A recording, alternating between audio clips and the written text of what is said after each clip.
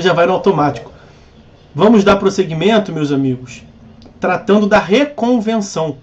Antes desse próximo intervalo que nós costumamos fazer, vamos falar da reconvenção.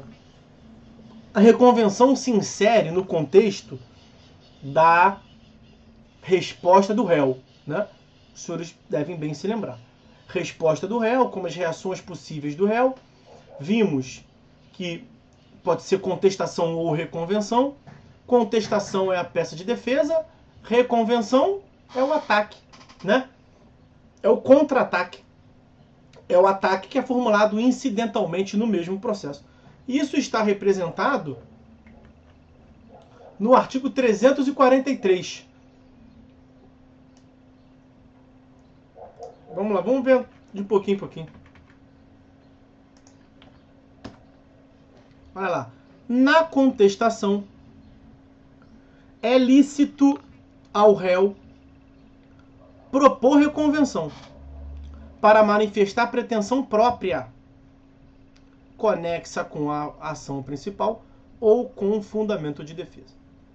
Vamos destrinchar esse caput aí, mesmo que o mais objetivamente possível, porque já são 3h30. Primeira consideração, na contestação, foi o que nós já falamos aqui. Se o réu pretender oferecer a reconvenção e também oferecer a contestação, a reconvenção vem dentro da contestação. É a mesma coisa, na essência não muda nada. Como é que era em 73? Você fazia a contestação. Aí você fazia uma peça autônoma, chamada reconvenção. Elaborava ela. O que acontece agora?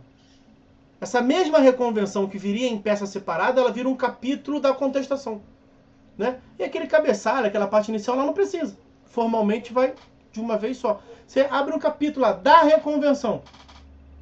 O réu vem propor reconvenção em face do autor e de terceiro, como nós falaremos aqui. Tá? Então são aquelas hipóteses que nós temos. O réu pode oferecer só contestação. Ele só se defendeu, que é muito comum. Muito comum. Só contestação. O réu pode oferecer contestação e reconvenção. Como é que faz? A reconvenção vem dentro da contestação. E eu mencionei lá atrás para vocês. O réu pode oferecer também só reconvenção, sem contestação. O que não faz muito sentido. Aqui a lei prevê uma possibilidade. Mas se o réu vai a juízo no mesmo processo, porque perceba, eu vou voltar adiante, para manifestar pretensão própria. Então o réu, no mesmo processo, de forma incidental, portanto, ele propõe uma demanda contra o autor. Então ele tem o trabalho de fazer uma peça para contra-atacar, para formular uma pretensão dele contra o autor. Quem faz isso vai gastar uma linha ou duas, uma lauda ou duas para contestar. Nem que ele faça uma defesa meia boca, mas alguma coisa ele vai fazer. E defesa é contestação.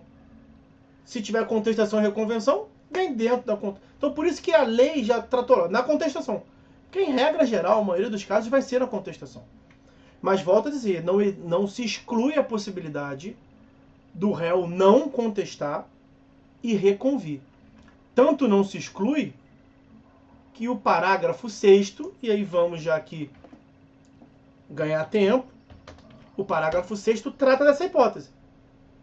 No caput lícito, na contestação, porque a maioria dos casos vai ser na contestação.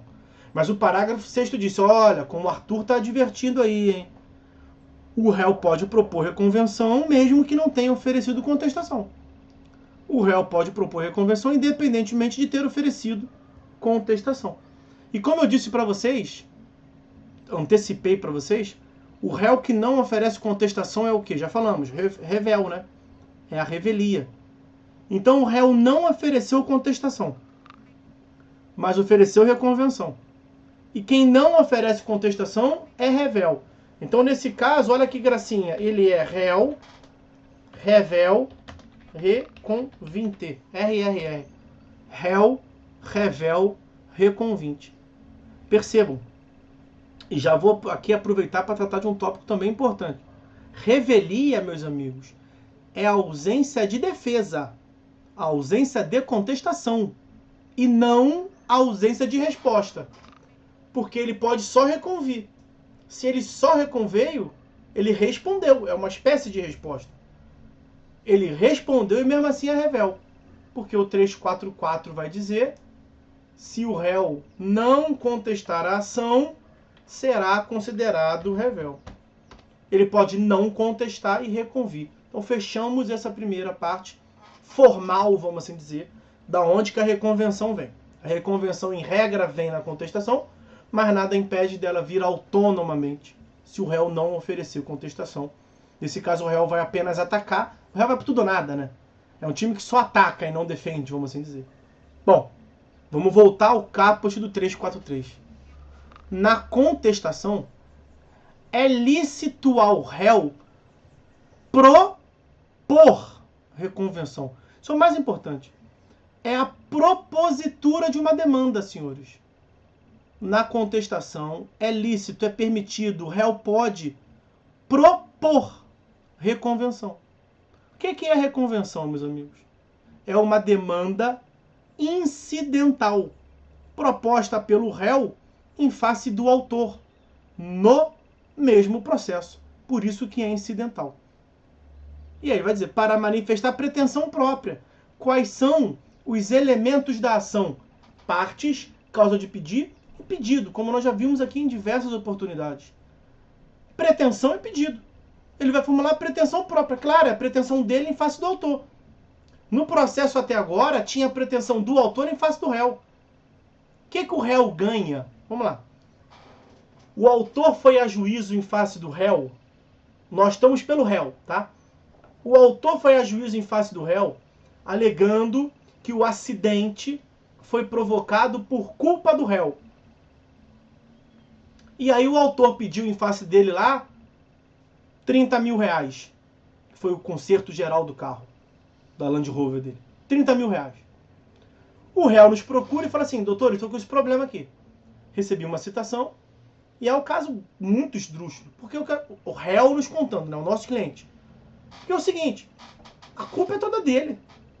Ele avançou sinal, ele estava embriagado, ele fez a cagada toda lá, foi ele.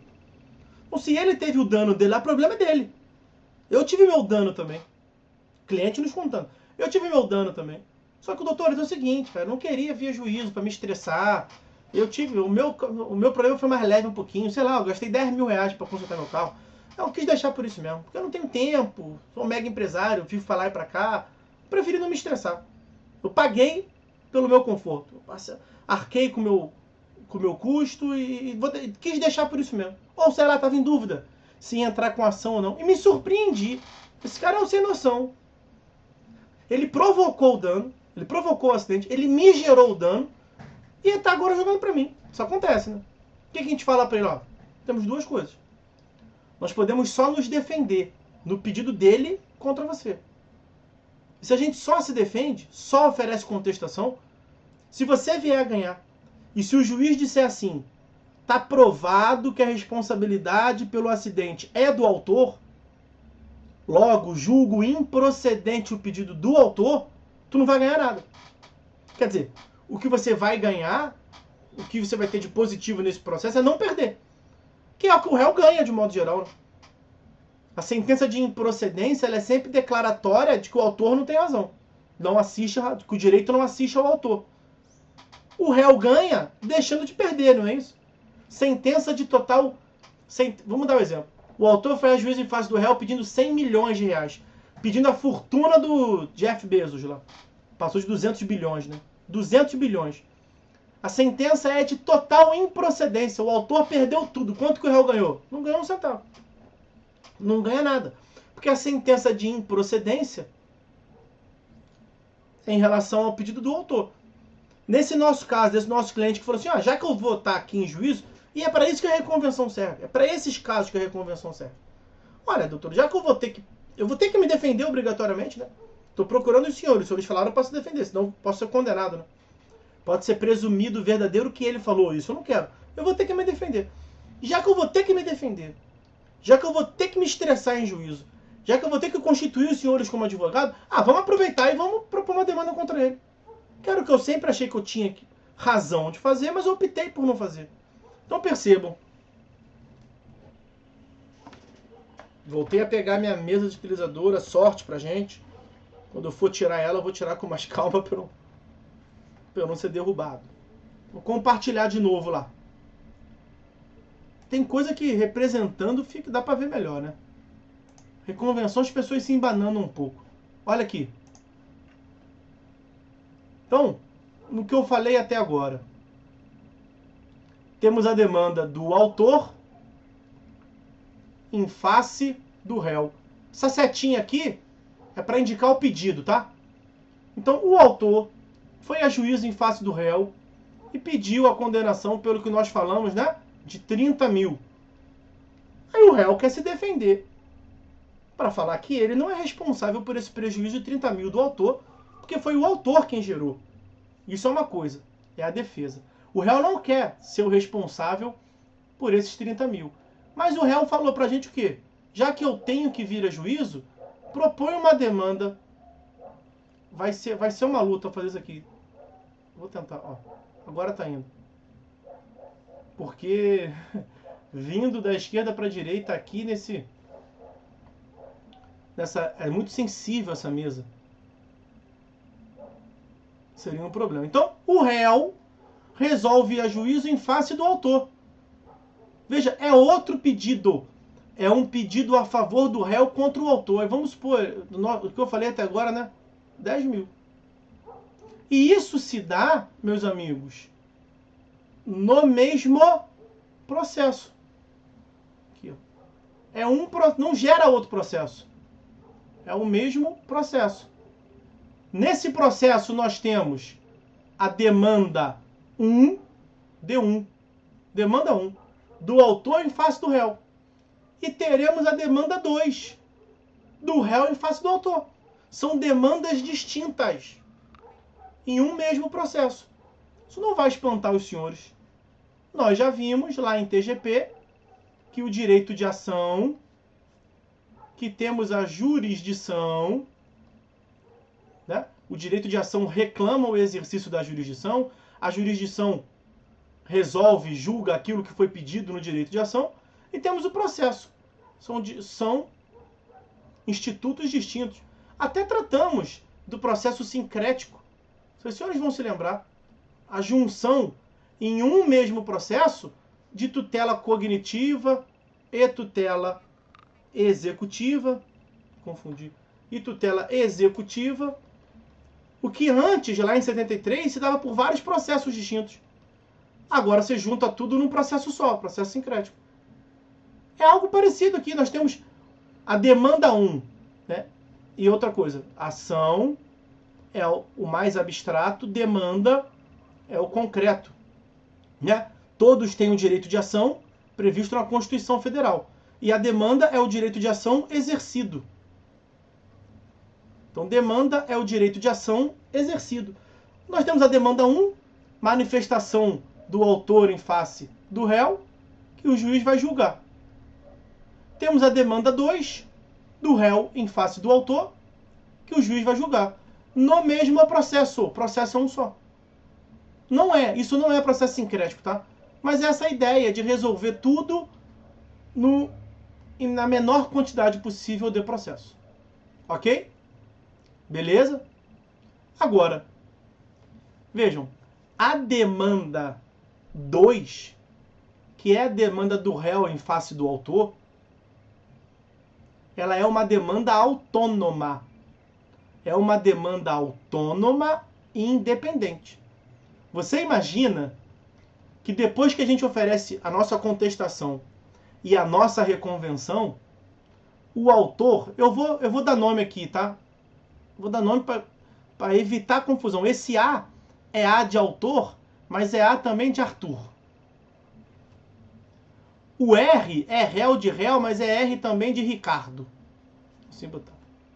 O Ricardo, réu, ofereceu contestação para se defender e ofereceu também reconvenção, propondo uma demanda em face do autor originário, que é o Arthur. Então, aqui embaixo, aqui na demanda 2, quem é o Ricardo? Na demanda 2, o Ricardo é o autor. Ele quem propôs o pedido, né? Ele que formulou o pedido de 10 mil reais? É o demandante. Na demanda 2, quem é o Arthur? Quem é o Arthur? É o réu. É o réu da demanda 2. Mas para evitar confusão, não está errado não, tá? É isso mesmo.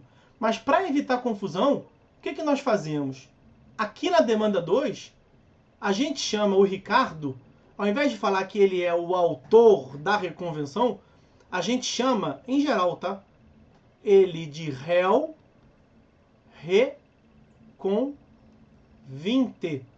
Quando a gente quer falar dessa posição do Ricardo aqui, na demanda do Arthur em face dele, fala-se apenas réu.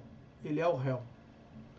E quando quer manifestar a posição dele processual na demanda de baixo, na demanda 2, na D2, ele é o réu reconvinte. Ele é o réu desse processo originário e ele também ofereceu reconvenção. Réu reconvinte. E aqui embaixo, na D2, quem é o Arthur? O Arthur é tecnicamente o réu da demanda reconvencional. É uma outra demanda. Mas para evitar confusão, também fala-se em, ao invés de falar em réu, para não confundir também, para não confundir esse réu aqui com esse réu aqui, ó. Ia gerar confusão. Para evitar isso, a gente fala que o Arthur é o autor reconvido. Autor reconvido. Aí deixa claro a posição que você está falando. Você está falando da mesma pessoa, mas que assume qualificação, posição jurídica distinta. Ok? Ok. Eu dizia que a demanda reconvencional, D2, no nosso caso aqui, é a demanda reconvencional. Ela é autônoma, é uma outra demanda. Então, são demandas distintas. E independente da demanda originária. Por que independente? Você imagina que Arthur, né, que é o autor da demanda originária, ele vem a pensar assim, caraca, tava crente que eu ia embolsar 30 mil, ia tentar apurrinhar a vida do cara engrossou o caldo, hein? O cara veio e pediu 10 mil, então além de eu não ganhar, eu posso vir a perder. O advogado dele vai explicar isso pra ele, cara, agora aqui embaçou o negócio. Porque, né, se você perder essa demanda, você só ia deixar de ganhar, beleza. Você tentou colar e jogar esse verde, mas agora a situação piorou para você. Porque o juiz vai julgar no mesmo processo o seu pedido contra ele e o dele contra você. E aí, se realmente você não tiver prova, vai perder. E você vai perder e não vai só deixar de ganhar, você vai perder mesmo. Você pode vir a ser condenado em 10 mil reais. Aí, será que o Arthur podia pensar assim, ah, é assim, doutor? Então faz o seguinte, pede desistência da ação. Pede para acabar com a ação. Bom, a desistência já teria um problema, porque como o réu já contestou, né, ele contestou e reconviu, teria que ter concordância do réu. Então vamos, esquece a desistência. Porque o réu não ia embarcar na desistência. Mas você imagina que o Arthur abandona então o processo. Doutor, então deixa isso quieto aí. Deixa isso quieto que o juiz vai julgar. Vai julgar extinto o processo por abandono, 485, inciso 3º, abandono unilateral do autor, sou eu, Arthur, e aí matou, acabou, não vai julgar o pedido dele. Vai dar certo isso? Não vai dar certo.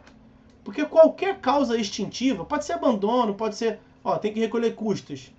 E aí ele pensa, então não vou recolher as custas que eu tenho que recolher não, que o juiz vai colocar fim a esse processo e acabou. Não. Seja motivo que for qualquer, seja o vício processual que for, pode no máximo gerar a extinção desta primeira demanda aqui, ó. E nada repercute na demanda de baixo.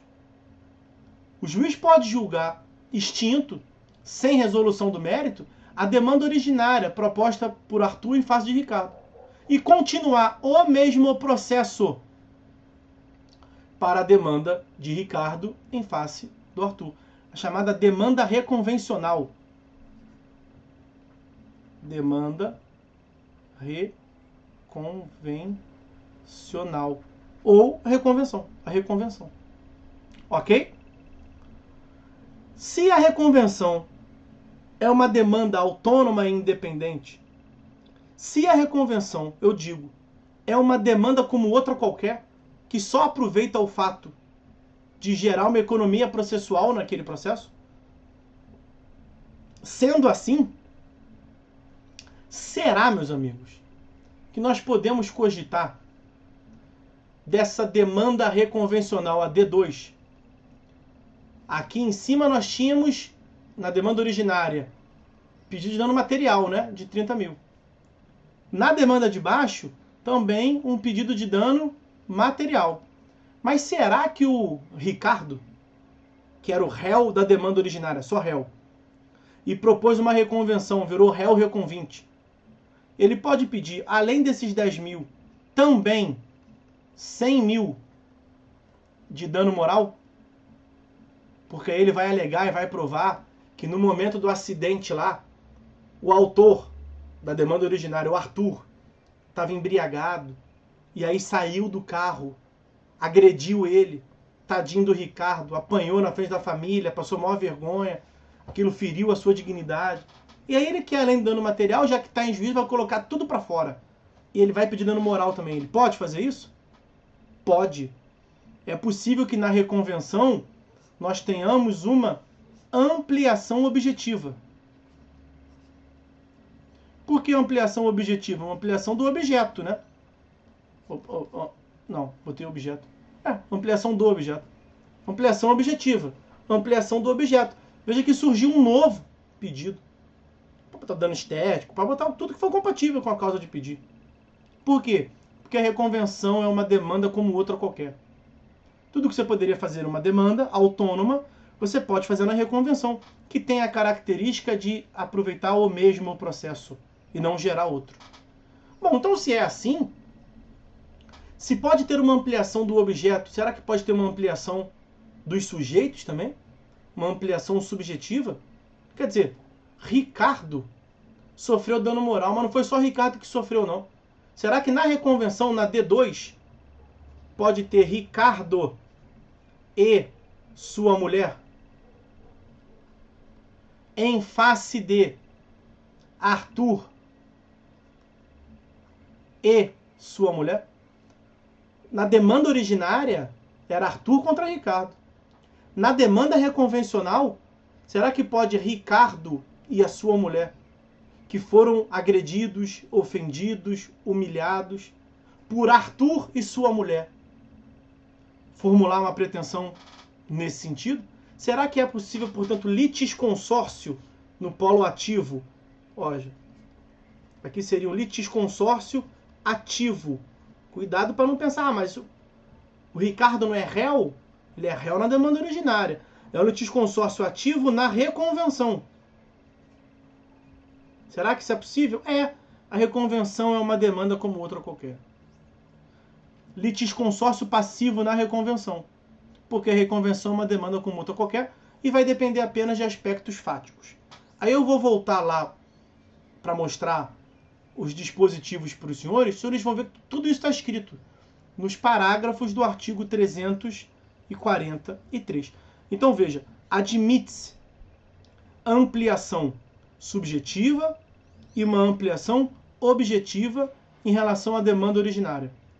A reconvenção é uma demanda autônoma e independente, ela não segue o curso, ela não segue os rumos da demanda originária.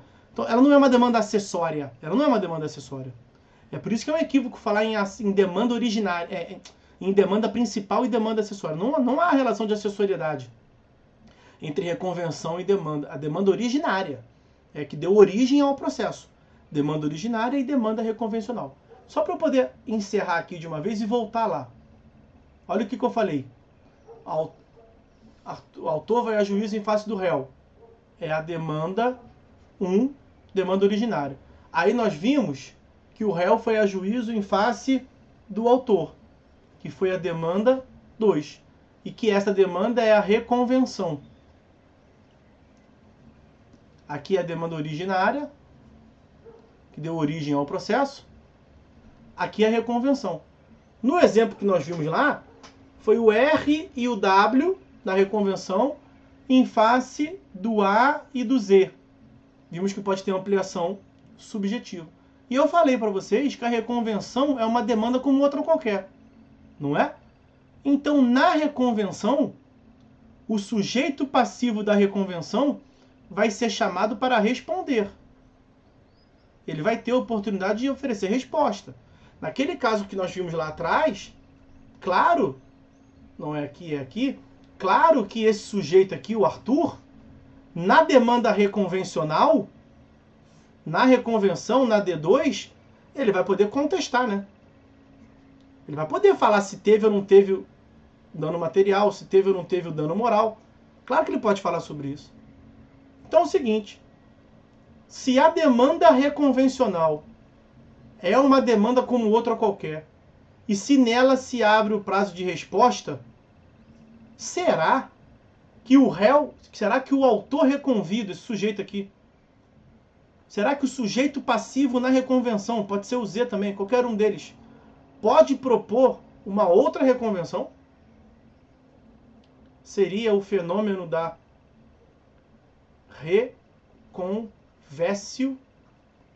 reconvenciones. Reconvécio, reconvenciones, reconvenção da reconvenção. Será que isso é possível? É possível. É possível. Já seria uma terceira demanda no mesmo e único processo. E, naturalmente, isso vai ser aquele espelho infinito, né? Então a gente pode ter uma quarta demanda e por aí vai. Claro que o juiz pode botar um freio inibidor nisso, né? A parte pode propor em abstrato, é possível. Isso é admitido no ordenamento jurídico. Mas o juiz pode também falar, olha, essa ideia de economia processual, resolver tudo num processo só, vai gerar mais problema do que solução. Eu já não estou entendendo mais nada nesse processo, então vou proibir. Venha por demanda autônoma. Pode? Claro que pode. Tá? Então o juiz pode restringir. Deixa eu parar de compartilhar aqui a tela, então. Voltar lá para tratar com os senhores, para que a gente possa ver os dispositivos, eu atender o que está no chat e a gente fazer o nosso intervalo. Vamos um por um. Ó, já vimos o caput e vimos o parágrafo 6º. Parágrafo 1º. Proposta à reconvenção é proposta, a propositura de uma demanda. Proposta à reconvenção, o autor reconvido, o autor da demanda originária, o autor será intimado. Por que ele vai ser intimado e não citado? Porque é o mesmo processo. Ele já faz parte daquele processo. Para apresentar resposta no prazo de 15 dias. Veja que fala em resposta, não fala em contestação. Fala em resposta. E quais são as espécies de resposta? Tanto contestação quanto reconvenção. Então é admitida a reconvenção da reconvenção. Tá? Parágrafo 2º.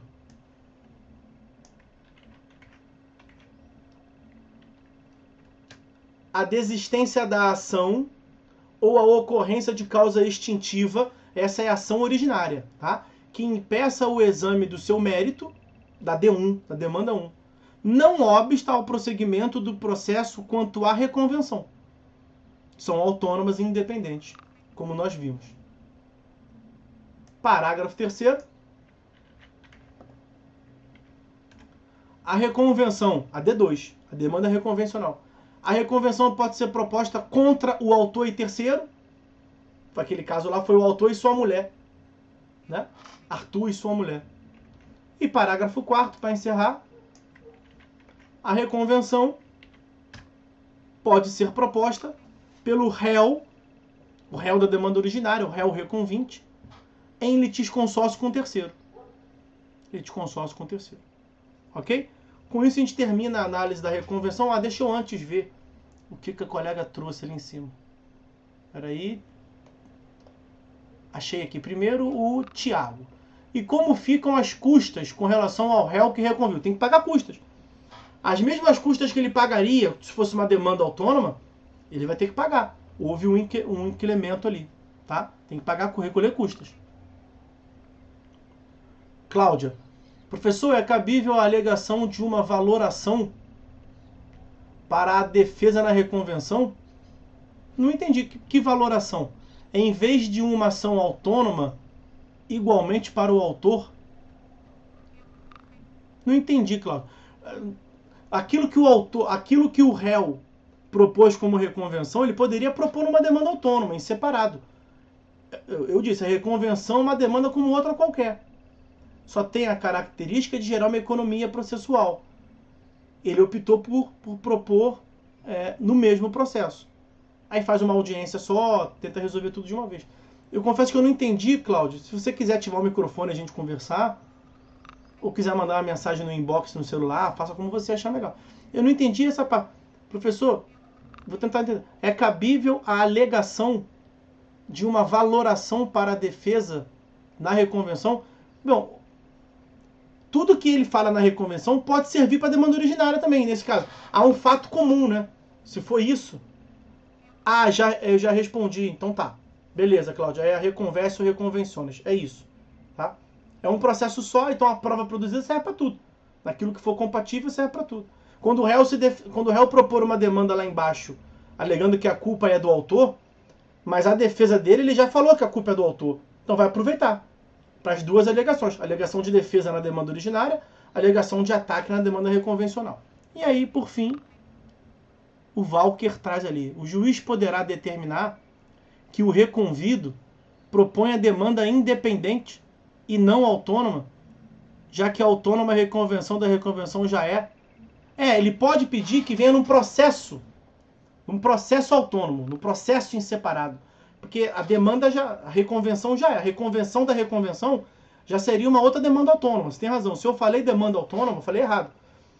Quando o juiz fala assim, não, chega, nesse processo aqui chega. Vai gerar mais confusão, vai ficar horrível. Não dá mais. Venham por um processo em separado. É um processo em separado. Tá? Bom, então, meus amigos, vamos fazer esse intervalo aí. 4h35 a gente volta. 4h35, horário que a gente volta. Beleza?